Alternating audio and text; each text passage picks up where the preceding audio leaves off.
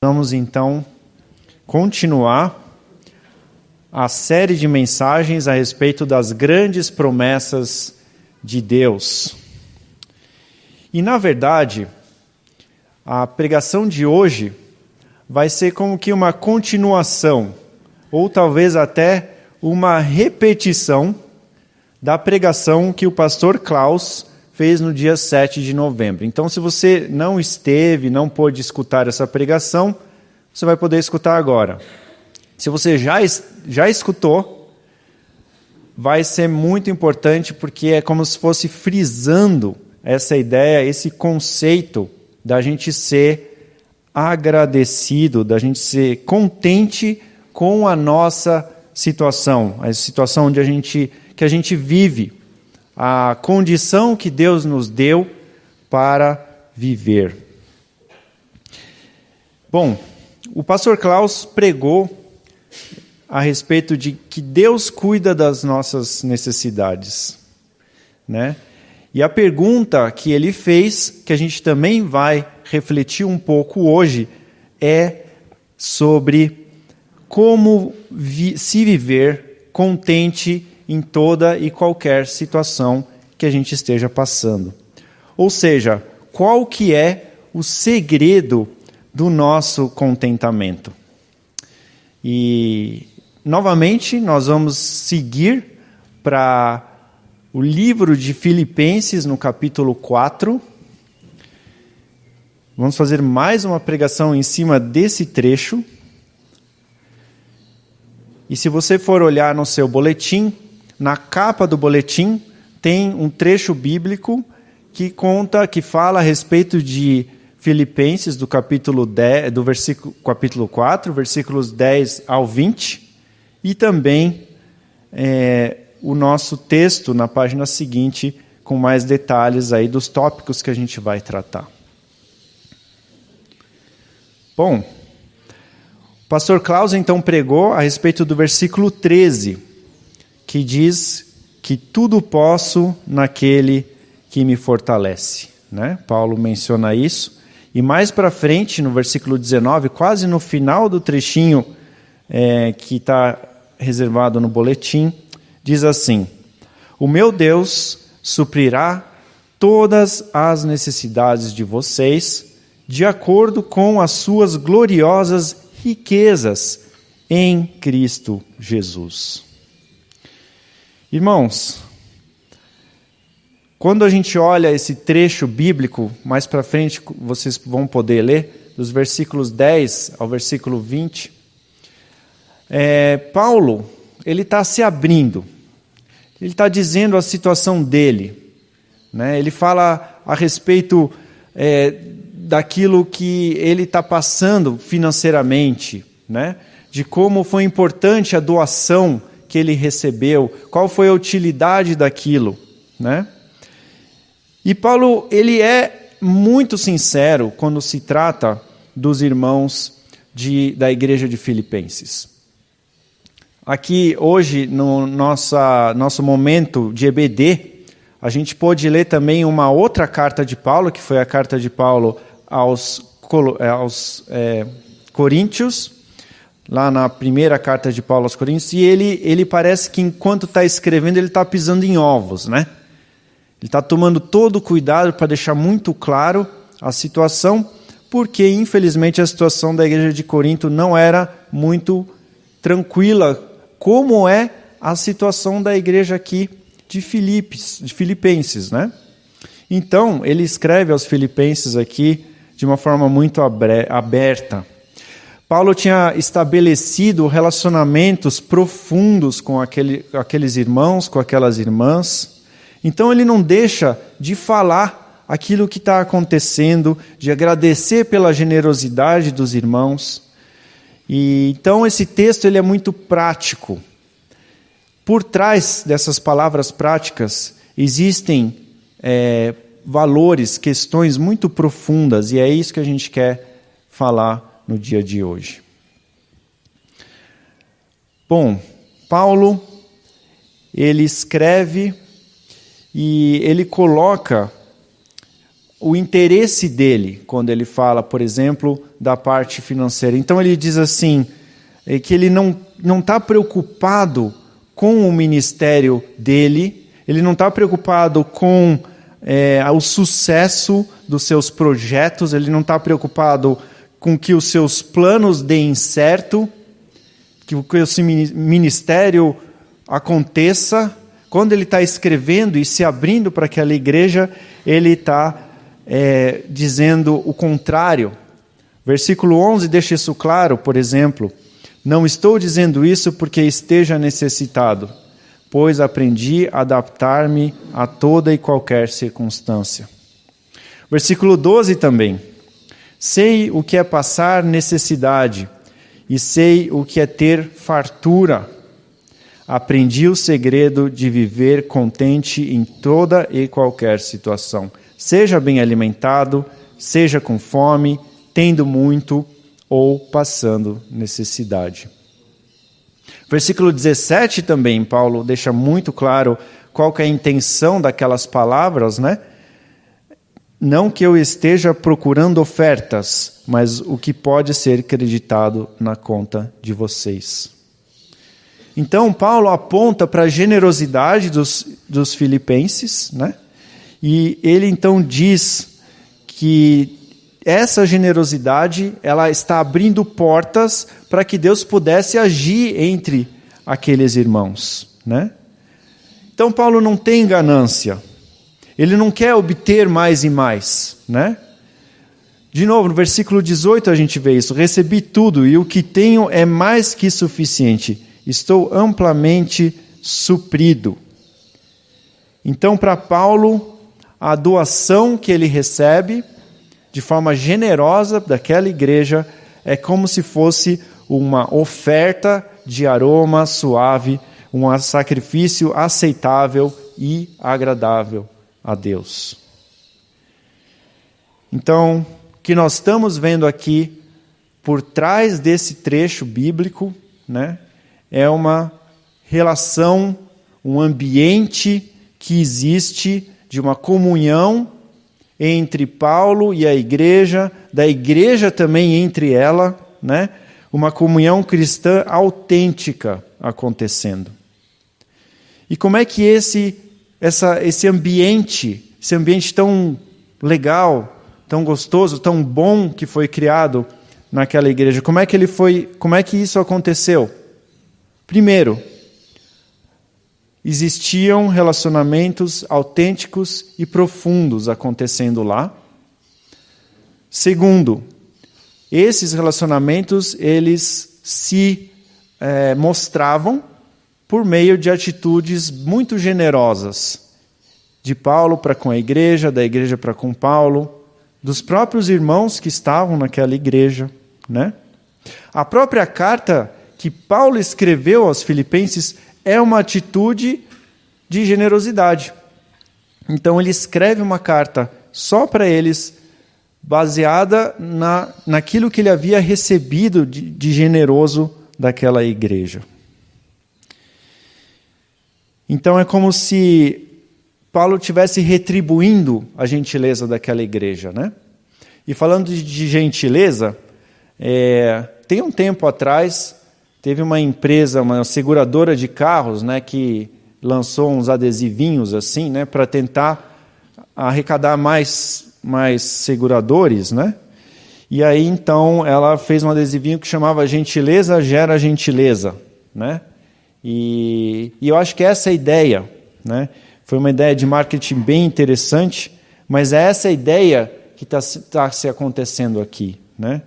A gentileza de uma pessoa gera gentileza na outra, e assim um ambiente de paz, um ambiente de relacionamentos vai sendo criado, né? E essa é a ideia, então, de que Paulo coloca aqui. E ele coloca que esse ambiente, que essa troca, essa reciprocidade de gentilezas, né, é como se fosse algo que Deus se alegra muito, Deus gosta daquilo. É como se fosse um aroma suave, né? Um sacrifício que Deus gosta, aceitável, né? E isso, então, é uma atitude de adoração a Deus. Tá? A gente tem aqui um momento do culto, tivemos agora há pouco, um momento em que a gente pôde louvar, né? Com música, com instrumentos. Então, o pessoal aqui tocou super bem, né? Com muita prática, com muita facilidade. Mas nem todos têm essa capacidade, né? De tocar um instrumento, ou essa facilidade de aprender a tocar um instrumento, ou cantar de uma forma um pouco afinada, né? Mas Deus, Ele não espera de nós que o louvor seja exclusivamente música, né? O louvor pode ser diversas coisas, né? Na verdade, qualquer atitude que fazemos quando a nossa motivação é agradar a Deus, qualquer atitude quando a motivação é para honrar a Deus, para glorificar a Ele, para trazer o foco para Ele, isso é adoração, né? E essa ideia de adoração justamente tem a ver com a gentileza. Então, Deus nos dá algo, nos dá vida, Deus nos dá pessoas, Deus nos dá família, Deus nos dá recursos, e com isso, então, é uma gentileza de Deus para nós, e a gente, então, retribui de volta para Ele com outros tipos de gentileza, né? Isso é, então, adoração, né? E isso é muito importante a gente entender que Deus vai olhar a intenção do coração daquela pessoa que está retribuindo Ele, né? Ou retribuindo a gentileza de Deus para outras pessoas. Então, por exemplo, varrer o chão para retribuir uma gentileza que Deus nos deu é tão importante, ou às vezes até mais relevante para Deus do que uma pregação aqui no púlpito ou uma música sendo tocada aqui na frente, né? Deus, Ele olha o coração, qual a intenção que está por trás, né? E é isso, então, que quando a intenção é boa, sobe como um perfume, né? Para Ele, né? Um aroma suave, né? Bom, então, Paulo está agradecendo à igreja de Filipos por essa gentileza que ele tinha recebido com recursos financeiros, e esse, então, é uma forma de adoração a Deus. É essa forma, então, que Paulo vê a igreja. Muito bem. Segundo ponto importante aqui, para que a gente responda à pergunta como viver contente em toda e qualquer situação. Então, o primeiro ponto é, viver contente tem a ver com a gente adorar a Deus e ter um coração grato por aquilo que Deus dá e retribuir isso de diversas formas, né? O segundo ponto é a questão de exercitar o contentamento. Paulo sempre está agradecido. A gente cantou uma música a respeito disso, né? De a gente sempre estar agradecido. Então, na mente, no coração, Paulo conseguiu estabelecer uma forma de olhar para qualquer situação da vida, qualquer circunstância, qualquer desafio, qualquer situação que aparece diante dele, ele conseguiu aprender a olhar essas situações de uma forma agradecida. Versículo 12 diz: aprendi o segredo de viver contente em toda e qualquer situação. Então é exercício, né? Exercício de a todo momento conseguir agradecer, né? Seja uma situação confortável, seja uma situação complicada. Computador que quebrou, né, Lucas? Agradecer a Deus, porque talvez Deus tenha algo que queira nos e ensinar com o computador quebrado, né? Foi o que aconteceu na pregação passada. O Lucas tinha preparado a pregação, estava todo feliz, né? Tudo 10 minutos antes, saiu correndo, né? Saiu correndo, aí sem querer, vindo aqui para a igreja, esbarrou o computador na parede. Pá! Aí o computador parou de funcionar. E agora? Né? Não tem jeito, vamos depender de Deus, né? E a pregação foi muito boa. Graças a Deus falou aos nossos corações, independente do computador, né? Então, essa situação da gente, apesar da circunstância, agradecer, ela é muito importante, né? E outra questão, outro ponto importante aqui é que Paulo, ele foge da tentação da cobiça, da tentação de querer cada vez mais, de querer sempre angariar um espaço maior, né? A gente teve hoje também a EBD, hoje cedo, onde a gente falou um pouquinho a respeito disso, da dificuldade que existia dentro da igreja de Corinto, dos irmãos que estavam disputando os dons, né? Disputando os espaços dentro das igrejas, né? Dentro daquela igreja. E como isso era ruim para que se pudesse ter um ambiente agradável, um ambiente onde Deus pudesse agir, né? Infelizmente, existia esse problema na igreja de Corinto da cobiça acontecendo. Existe sim uma tendência humana da gente não estar satisfeito com a nossa condição, com a nossa situação atual. A gente sempre quer melhorar a cada oportunidade que a gente tem. A gente quer buscar uma condição cada vez mais confortável ao longo da vida, e em si isso não é um desejo ruim, isso é um desejo bom, isso é saudável. Mas ele se torna ruim quando esse desejo não tem limites. No dicionário, cobiça ou ganância significa a ânsia por ganhos exorbitantes, né? Aí está falando aqui de dinheiro, mas pode ser também para outras questões. O desejo exacerbado de se ter ou de receber mais do que os outros, né? Cobiçar é nunca estar contente com a sua própria situação, nunca satisfeito, às vezes profundamente ingrato. A pessoa que tem muita cobiça diz assim: meu salário não é bom, o que eu tenho não é suficiente, o que eu ganho não é suficiente.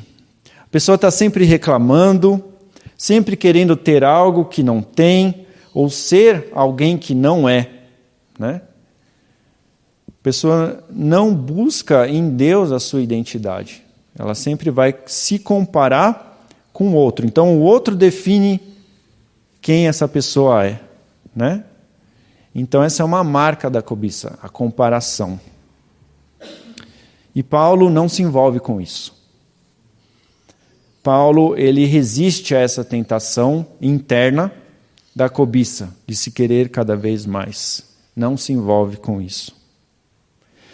E por fim, nesse exercício do contentamento, a gente falou então de estar sempre alegre, fugir da cobiça, e o terceiro ponto desse exercício do contentamento é a gente então procurar sempre vencer as provações das faltas de algo, né?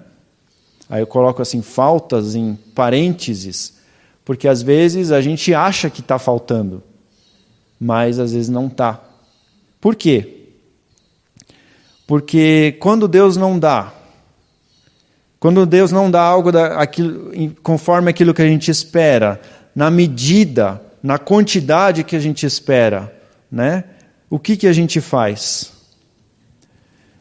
Talvez, em alguns momentos, Deus não vai dar aquilo exatamente como a gente quer. E o que a gente faz? Se Deus não está suprindo à altura da nossa expectativa, é porque Deus tem algo para mostrar para nós. Tem algo para nos ensinar. Algo para que a gente possa amadurecer. E algo que vai, por conta disso, nos levar a um relacionamento mais intenso com o próprio Deus. Né? E então, a ideia das provações das faltas é justamente essa. Deus quer que a gente intensifique a nossa caminhada com Ele, procure mais Ele. E a gente, então, superando essas provações das faltas, de não ter tudo, de faltar alguma coisa aqui e ali, que a gente, então, vai amadurecer. Então, quem sabe, Lucas, a falta do computador foi essa, né? Amadurecer um pouquinho na pregação, né? De poder falar um pouco mais solto, não tão preso, né? A pregação. E eu talvez tenha que melhorar um pouco nisso também. Mas a ideia é essa. É a gente crescer e amadurecer, né? Com algumas faltas que acontecem na nossa vida. Muito bem. Então falamos aqui do exercício do contentamento. E para finalizar, temos o terceiro tópico, que é justamente confiar na fidelidade de Deus, né? As iniciativas para vivermos a promessa que Deus vai nos suprir, né? É justamente essa, é confiar na fidelidade de Deus. A gente já mencionou isso, né? O pastor Cláudio já mencionou isso, mas eu queria tratar com a gente aqui, a gente queria conversar um pouquinho sobre esse tripé das bases da confiança, né? Primeiro, as forças de Paulo estão em Deus. São constantemente renovadas em Deus. Tudo posso naquele que me fortalece. É sempre bom a gente frisar essa ideia, né? O pastor Klaus pregou no dia 7, estamos frisando aqui de novo, né? Paulo não tem qualquer fundamento, qualquer base, qualquer intenção, qualquer motivação que esteja longe de uma motivação que envolve Deus. Toda a força, toda a motivação, aquilo que move Paulo, é Deus quem provê.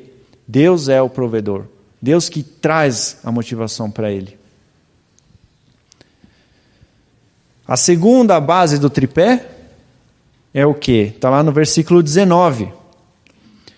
De acordo com as suas gloriosas riquezas em Cristo Jesus. O que seria essa ideia de gloriosas riquezas, né? Talvez alguns interpretem como assim, a porta do céu vai abrir e vai cair um monte de moedinha, né? Ou vai ser a pessoa vai poder ter lá o cofre do tio Patinhas e andar no dinheiro. Mas não é isso, né? O autor Alec Motyer, no comentário bíblico à mensagem de Filipenses da InterVarsity Press, né? Ele apresenta esse conceito de gloriosas riquezas como algo que vai ser plenamente daí suprido no céu. Ou seja, estamos falando de glória, estamos falando de céu, né? Depois que terminar a vida terrestre. Jesus morreu, certo? Ele ficou 3 dias longe, depois quando ele ressurgiu, ele ressuscitou com um corpo glorioso, certo? Numa condição especial, nova, uma condição rica. A ideia aqui que Paulo está colocando é que se Deus não suprir algo para os filipenses, de que eles eventualmente acham que precisam nessa vida, Ele vai e há de suprir no céu, né? Então ele está colocando aqui um sentido de esperança. Né? Talvez hoje falte. Talvez hoje aconteçam situações complicadas. Talvez hoje aconteça perseguição. Mas no futuro, quando Cristo voltar e implementar o reino dele novamente sobre a terra, então nós, né, cristãos, vamos receber a plenitude, né, daquilo que seria as gloriosas riquezas dele. Tá bom? Então, o segundo pé desse tripé que a gente está falando é a esperança. Né? E o terceiro tripé tem muito a ver com aquilo que eu pude pregar na última pregação a respeito da gente viver dentro da esfera de Cristo Jesus. Né? Aquele conceito teológico de viver em Cristo Jesus. Né? Com uma preposição do grego em, que é muito importante, que tem um conceito muito importante. Né? Então, a partir da decisão do cristão para se ter uma vida totalmente entregue ao senhorio de Jesus Cristo, o cristão então permite que Cristo comece a operar em e através dele, certo? E esse estilo de vida, que é uma renúncia para Cristo, permite então que o cristão experimente a alegria plena e a fidelidade de Deus em sua vida. E essa esfera de se viver, né, em Cristo justamente acontece quando a gente abdica dos nossos próprios interesses, abdica da nossa própria vida e a gente passa então a viver como um servo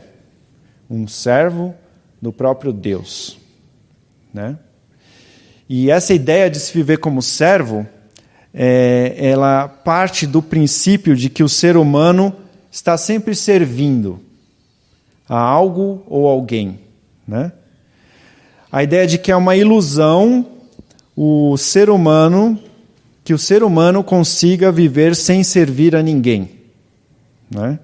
Que ele vai sempre servir a alguém. Pode ser uma ideologia, pode ser uma pessoa, pode ser até objetos, até coisas, né? Mas ele sempre vai estar servindo.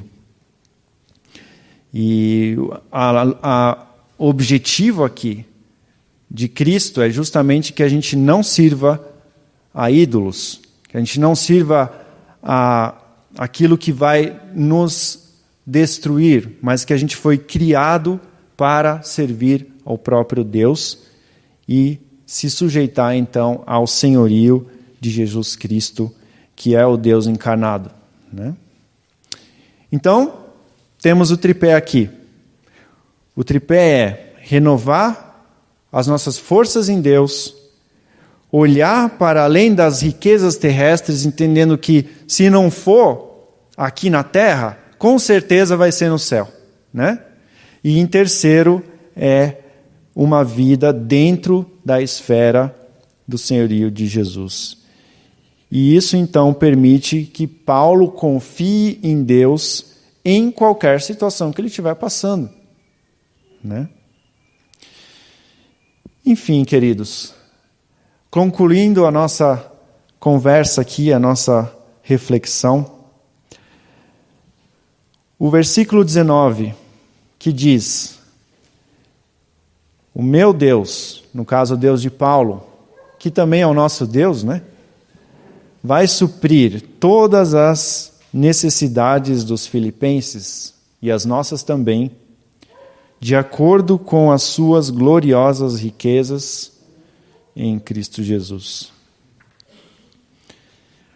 As melhores coisas, as melhores riquezas que a gente pode receber em Cristo Jesus são um coração voltado e motivado a adorar a Deus, né?